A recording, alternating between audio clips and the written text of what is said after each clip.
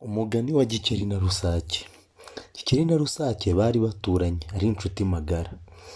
Rimwe Gikeli yasuye Rusake baraganira, Gikeli yitegereza mugenzi we Rusake asanga badahuje uburanga. Aramubaza ati inshuti yanjye Rusake, ukora iki ngo umubiri wawe uhora unyerera unabengerana gutyo koko? Reba uwanjye mpora mu mazi nkoga amanywa nijoro ariko uranga rwose ugahanda amagaragamba n'ibiki. Uzi ko na Nyirantashya aherutse kunyishongora ngo kuba mu mazi siko gucya. Ndifuza umubiri unoze nk'uwawe rwose Rusake, maze nanjye nkabihoho. Nuko Nyirantashya wavuzwe haruguru ngo twari tumaze kumva, abwira Gikeli ko guhora mu mazi atari ko gucya. Rusake ati rero Gikeli muvandimwe, sinari nzi ko uruhu rwawe rugutera ipfunwe, ariko ngiye mbona ntacyo rugutwaye, naho uburanga bwanjye uvuga ntibyoroshye kubugeraho. Buri gitondo umugore wanjye ashyira amavuta mu isafuriya akayatereka ku ziko akayuzuza rwose, hanyuma agacanira, hanyuma amavuta yamara gucamuka Gikeli ati rekera aho nabyumvise wikirirwa wivuna. Gikeli ahita aguruka. Rusake ati Gikeli aba yarenze. Gikeli bamuciye mu ijambo ariruta bagiye mu rugo. Akigera mu rugo ubwo ababwiye umugore ati camutsa, gira vuba vuba. Umugore ati se camutsa cyangwa ucishemo iki? Ubwo umugore aba afashe amavuta aracamukije. Ubwo umugore yitwaga Nyirangoro yageze ati Nyirangoro ati karaye umugabo mwiza ati shyira amavuta ku muriro, aba yateretse ku muriro. Arangije Gikeli atumva rero inshuti yanjye Rusake inyunguye ubwenge buhambaye, uzi ukuntu umubiri ubengerana disi we, ibanga rye narimenye, kuva ubu n'uwajya ugiye kunyerera unabengerane nk'uwe. None rero aho mvugiye aha, canira cyane dore uri gucana gake, ugire umuriro w'inkekwe, kandi ayo mavuta ugire rwose acamuke ku buryo bukomeye cyane. Amavuta amaze kwatura Gikeli abwira umugore we ati rero nterura unjugunyemo. Umugore ati rero ntabwo uterura mu mavuta yacamutse gutya, sinzi ko rwose byakunda.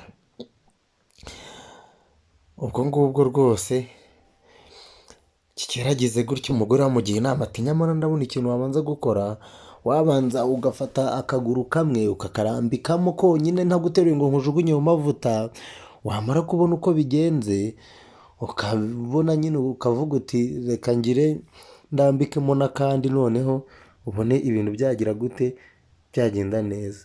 Gikeli avugira hejuru ati ariko nakubwiye kenshi ko uruhu runtera ipfunwe, nungutse inama yo kurwikiza, none wowe urimo urampinyura. Kora ibyo nkubwiye cyangwa se umvira aha ngaha. Umugore atsembera umugabo we yanga kujugunya Gikeli mu mavuta, ati rero rwose ati ntabwo napfa kukujugunya mu mavuta, ati ibyo nkubwiye nibyo. Gikeli ubwo ngubwo aratura nyine, aragerageza aracururuka, agera akaguru ke mu isafuriya iri ku ziko arurira. Ubwo Gikeli akimara kurambikamo akaguru yumva akaguru karacamutse karahiye. Ubwo Gikeli rwose yahita abona ko ibintu Rusake yamubwiye yamuhemukiye, ariko mu by'ukuri ntabwo ari byo Rusake yari yamubwiye. Rusake yagiye kumubwira undi amuca mu ijambo.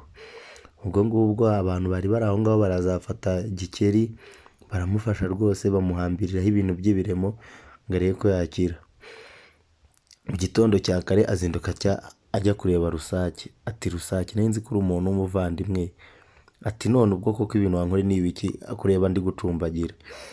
Rusake ati rero ubusanzwe umugore wanjye ubundi acamutse amavuta ngo yorohe, yamara guhora akayansiga nkajya ku kazuba uruhu rukayaga rukanyerera rukanabengeranya. Gikeli rero wowe sinzi ibyo wagiye urakora kandi nari nararangiza kukubwira. Gikeli rero akimara kumva ijambo gucamutse amavuta yahise yirukanka. Nibyo rero ubwo Rusake yari ari kubarira abari bari aho ngaho baje kumva ukuntu ibyantuze byagenze. Abaturanyi babyumvise bati Gikeli wari wizize, jya ubanza utege amatwi ntugahubuke, kuko rwose Rusake ni inshuti yawe. Ababyeyi mujye mutoza abana banyu gusoma bakiri bato, ko igiti kigororwa kikiri gito. Uyu mugani twumvaga wa Gikeli na Rusake, mubaye hari izindi nkuru mushaka mwatwandikira muri komenti nazo rwose tukazazibagezaho, ubundi tugakomeza umuco nyarwanda wacu tumeze neza cyane rwose. Ndabashimiye, nimunshyigikira ngo mukanda subscribe, murakoze cyane, Imana ibarinde.